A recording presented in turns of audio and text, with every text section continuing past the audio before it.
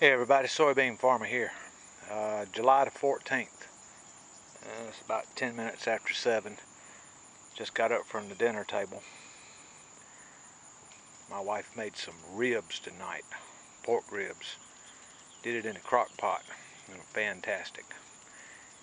Anyhow, this afternoon, I reckon it was about 3:30. Cousin Scotty Rock sent me a text. I was at work. He said beans got watered, and that's all he said. Couldn't get him to respond. I guess he was driving the truck. So I called my wife. She said, we got a little shower. I said, okay. Well, about 2.5 inches of rain here. Well, that's my wife asking me how much water we got. 2.5 inches, sweetheart. 2.5. Yeah, that was a little more than just a little shower. Yeah. So, good old faithful rain gauge always tells the tale of what goes on around here while I'm not here. So, we'll push the reset button on the rain gauge, and then we'll be ready to get a new reading next time it rains again. Okay, I think I'm going to go out here and pull weeds. I ain't giving up the fight. Let's go see what we got to pull today.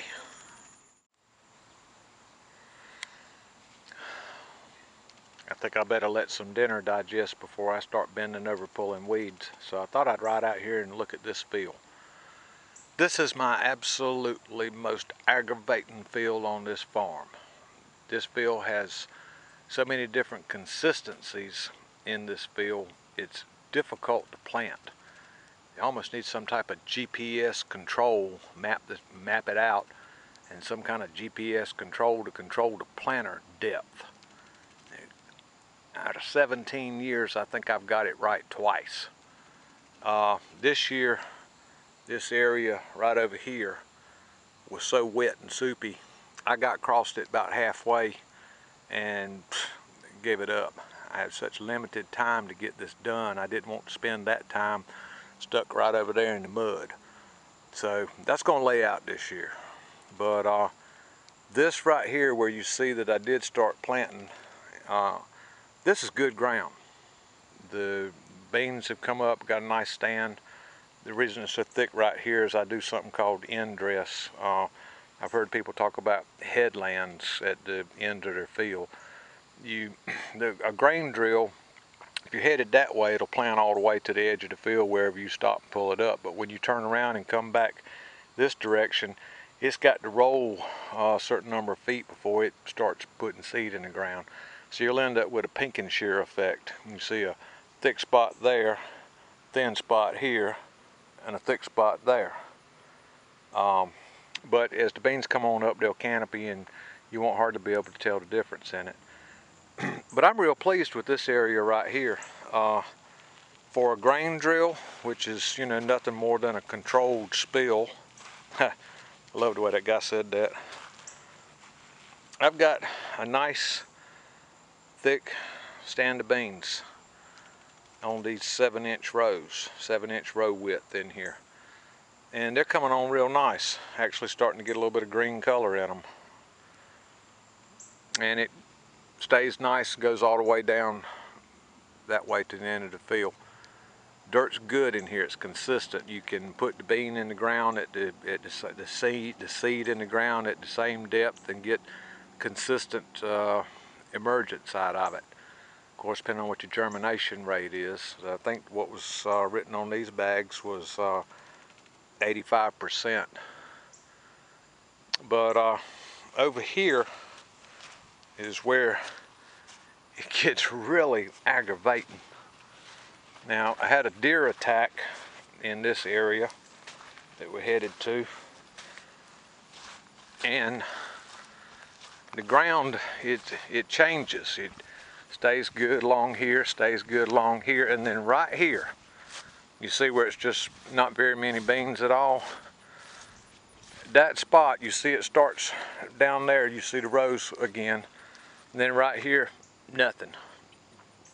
This is where the deer were attacking it, and they've eat it off.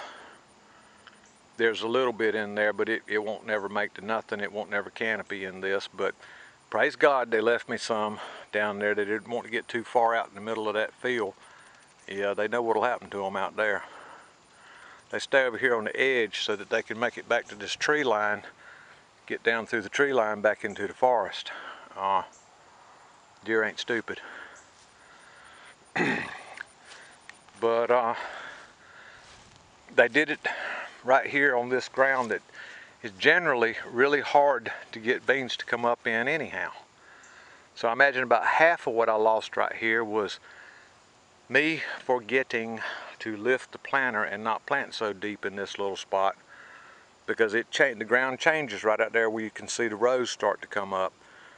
It changes consistency. You can go on down and set the beans at the full 1/4 inch depth and they'll come up. And it changes again as you get down into the bottom and start back up.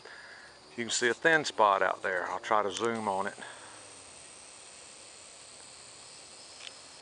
Yep. Now you get into that bottom and you start back up and you see a thin spot. That's that soil consistency changing again. And I messed up and got to riding the tractor and forgot about it. Forgot to change the depth on the planter to get it on up to about 1/8 of an inch. So those are real slow coming on, but they are coming. They act like they're about a week behind. Look like they were planted about a week behind what's come up good right over here that we were looking at. In fact, when you look at this here and then step into this and start looking out through here, you can see the poor spots. I knew better. I've had this mapped out in my mind for years. I just wasn't paying attention. I was tired, drinking coffee, smoking cigars, and not paying attention, and so I've got this to put up with. Anyhow, as you pass on over here off of this poor spot, you get back starts about right here, but the deer have been in it a little bit. And you can see where they're coming up here, the ground changes again. And right out there in that low spot, it's sandy loam, and you don't need to plant so deep in that. But it's going to be what it's going to be. As we look down from here, the sun went behind that cloud. If it pops out, it's going to do something really strange on this camera. But from here across to about there, all the way out that corner, it's going to be beautiful if the deer stay out of it. And I think they've about decided to stay out of it. We've had a nice, serious conversation the other night. They didn't like what they heard. I didn't like doing it, but it had to be done.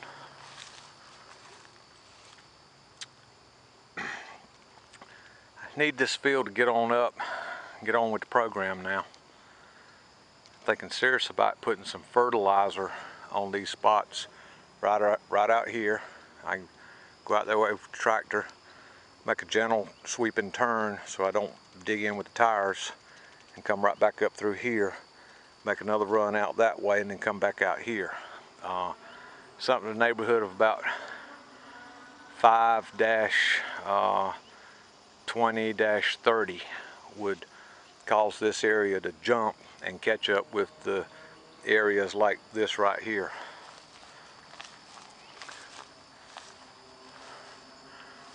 But anyhow, I'm thinking it's 2.5 inches of rain on this today. Helped it out a bunch. It's interesting. I mean, I'm going to show you what I'm talking about, ground getting hard. I worked this ground. I worked it good.